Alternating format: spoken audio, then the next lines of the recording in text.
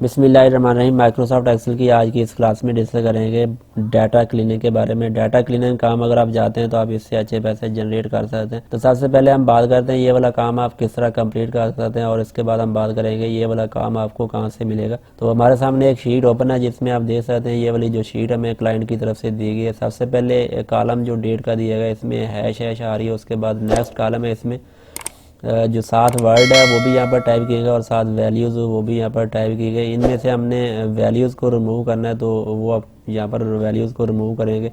और उसके बाद नेक्स्ट पावर डैट वाला जो कॉलम है इसमें यहाँ पर वर्ड में जो स्पेस है कुछ ज़्यादा है और कुछ वर्ड में यहाँ पर कम स्पेस दी गई है। और उसके बाद यहाँ पर यूनिट्स की बात करें तो यहाँ पर जो यूनिट्स जो नंबर है यहाँ पर परसेंटेज में टाइप किए गए। और उसके बाद प्राइस की बात करते हैं, यहाँ पर जो डेसिमल है यहाँ पर ज़्यादा लगे हुए हैं, इस डेसिमल को हमने यहाँ पर ख़त्म करना है। और उसके बाद टोटल जो सेल्स आ रही है इसमें भी यहाँ पर हैश आ रही है, इसको भी हमने यहाँ पर ख़त्म करना। और उसके बाद सिटी में यहाँ पर सिटी का नाम भी टाइप किया गया और साथ रीजन का नाम भी टाइप किया गया। इन दोनों को हमने यहाँ पर सेपरेट करना है। तो सबसे पहले हम बात करते हैं अगर टोटल रिकॉर्ड की बात करें तो हम यहाँ पर चेक कर लेते हैं, कंट्रोल डाउन और प्रेस करेंगे तो जो टोटल रिकॉर्ड है यहाँ पर 10,000 है, इसको हमने यहाँ पर डाटा क्लीन करना है। तो हम बात करते हैं सबसे पहले टॉप के ऊपर आ जाते हैं और यहाँ पर जो डेट वाला कॉलम है इसको हमने यहाँ पर कैसे ठीक करना है। तो यहाँ पर कॉलम का जो साइज़ है यहाँ पर कम है, हमने कॉलम का साइज़ हम यहाँ पर बढ़ा देंगे, जो एरर है यहाँ पर रिमूव हो जाएगा। तो नेक्स्ट हम बात करते हैं यहाँ पर इस कॉलम में ये देखें जो वर्ड है यहाँ पर साथ वैल्यूज़ भी टाइप की गई। इन वैल्यूज़ को आप कैसे यहाँ पर रिमूव कर सकते हैं। तो इसके लिए हम रिप्लेस की हेल्प लेंगे। तो कीबोर्ड से कंट्रोल एच बटन प्रेस करेंगे और यहाँ पर हम टाइप करेंगे ब्रैकेट और स्टैरिक टाइप करेंगे और ब्रैकेट क्लोज करेंगे। ये हमने ऐड किया कि इस ब्रैकेट में जो भी टेक्स्ट टाइप किएगा, जो भी वर्ड यहाँ पर टाइप किएगा, इसको यहाँ पर रिप्लेस कर दे ब्लैंक के साथ। तो यहाँ पर रिप्लेस ऑल करेंगे। ये आप देख सकते हैं यहाँ पर मैसेज जो आ चुका है या ऑल डन हुई है मेड 10,000 रिप्लेसमेंट। 10,000 जो वैल्यूज़ हैं उसने यहाँ पर रिमूव कर दी है और हमारे जो वर्ड है यहाँ पर सिंगल वर्ड हमारे यहाँ पर आ चुके हैं। तो नेक्स्ट हम बात करते हैं इस कॉलम में आप देख सकते हैं साथ वर्ड टाइप किए हैं और इनमें कुछ वर्ड्स के साथ जो स्पेस ज़्यादा है और कुछ में स्पेस कम है। तो इसको आप कैसे रिमूव कर सकते हैं। तो इसके लिए हम एक फार्मूले की हेल्प लेंगे। यहाँ पर हम एंड के ऊपर आ जाते हैं और यहाँ पर हम फार्मूला अप्लाई करेंगे। इक्वल बटन प्रेस करेंगे और टाइप करेंगे ट्रिम, टैब बटन प्रेस करेंगे, ट्रिम टाइप करेंगे और उसके बाद टैब बटन प्रेस करेंगे और इस सेल का एड्रेस देंगे और ब्रैकेट क्लोज करेंगे और एंटर बटन प्रेस करेंगे। तो यहाँ पर आप देख सकते हैं जो स्पेस है यहाँ पर एक्स्ट्रा स्पेस यहाँ पर रिमूव हो चुकी है। यहाँ पर हम एंड के ऊपर आ जाते हैं और इसको यहाँ पर कंट्रोल डी करेंगे। तो यहाँ पर हम स्क्रॉल बटन के जरिए नीचे एंड के ऊपर आ जाएंगे और यहाँ पर आप देख सकते हैं इस कॉलम के लास्ट के ऊपर यहाँ पर हम क्लिक करेंगे और कीबोर्ड से कंट्रोल डी बटन प्रेस करेंगे। हमारे जो वर्ड्स हैं यहाँ पर ड्रैग हो चुके हैं और जो स्पेस है यहाँ पर आप देख सकते हैं जो स्पेस है वो यहाँ पर रिमूव हो चुकी है। दोबारा इस कॉलम को हम सेलेक्ट कर लेते हैं, कीबोर्ड से कंट्रोल शिफ्ट डाउन और प्रेस करेंगे और उसके बाद दोबारा ऊपर जाने के लिए कंट्रोल बैक बटन प्रेस करेंगे। आपका जो कर्सर है यहाँ पर ऊपर आ जाएगा। यहाँ पर हम इस फार्मूले को हमने यहाँ पर रिमूव करना है। पहले आप देख सकते हैं यहाँ पर फार्मूले का नाम टाइप किया गया। जैसे हम इसको दोबारा रिमूव करेंगे हमारा जो फार्मूला रिमूव हो जाएगा। इस कॉलम को हम कॉपी कर लेंगे, कभी कीबोर्ड से कंट्रोल सी बटन प्रेस करेंगे और उसके ऊपर राइट क्लिक करेंगे। यहाँ पर हमने वैल्यू पेस्ट कर देना। यहाँ पर ये देखें 1 2 3 लिखा हुआ है, इसके ऊपर क्लिक करेंगे, हमारा जो फार्मूला यहाँ पर रिमूव हो जाएगा। ये आप देख सकते हैं पहले यहाँ पर फार्मूले का नाम आ रहा था, अब यहाँ पर फार्मूला रिमूव हो चुका है। यहाँ पर जो प्रोडक्ट के नाम है वो यहाँ पर आ चुके हैं। अब हमने इन प्रोडक्ट को कॉपी करना है। कीबोर्ड से कंट्रोल शिफ्ट और डाउन और प्रेस करेंगे और कीबोर्ड से कंट्रोल सी बटन प्रेस करेंगे और इसके ऊपर यहाँ पर हम प्रोडक्ट के ऊपर आ जाएंगे, यहाँ पर हम पेस्ट कर देंगे, कंट्रोल वी बटन प्रेस करेंगे। ये आप देख सकते हैं हमारी जो स्पेस है यहाँ पर ख़त्म हो चुकी है। और उसके बाद नेक्स्ट हम बात करते हैं ये वाला जो नंबर के साथ परसेंटेज आ रही है, इसको आप कैसे रिमूव कर सकते हैं।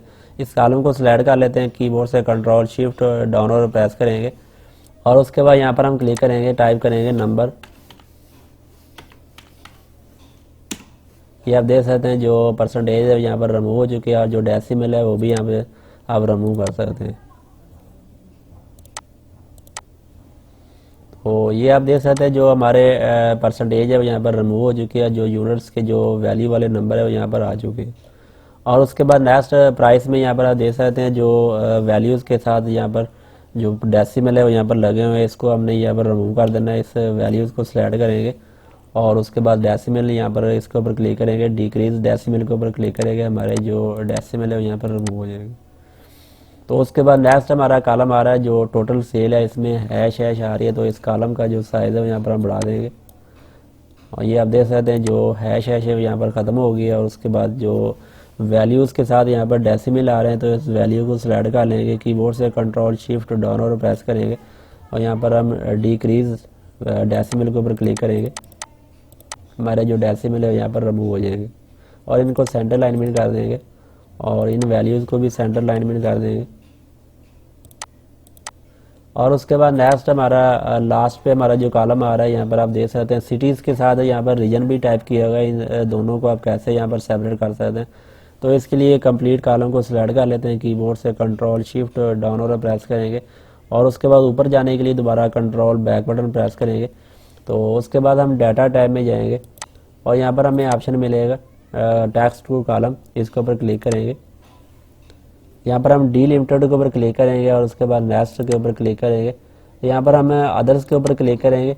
अब इन वर्ड्स के दरमियान जो सिंबल्स इस्तेमाल किए गए वो है डैश बटन, तो शिफ्ट के साथ डैश बटन प्रेस करेंगे और इसके बाद नेक्स्ट बटन प्रेस करेंगे और इसको कर देंगे फिनिश। ये आप देख सकते हैं हमारे जो वर्ड है यहाँ पर सेपरेट हो चुके हैं, सिटी नाम यहाँ पर सेपरेट आ रहा है और उसके बाद जो रीजन का नाम है यहाँ पर सेपरेट हो चुका है। यहाँ पर हम टाइप कर देते हैं रीजन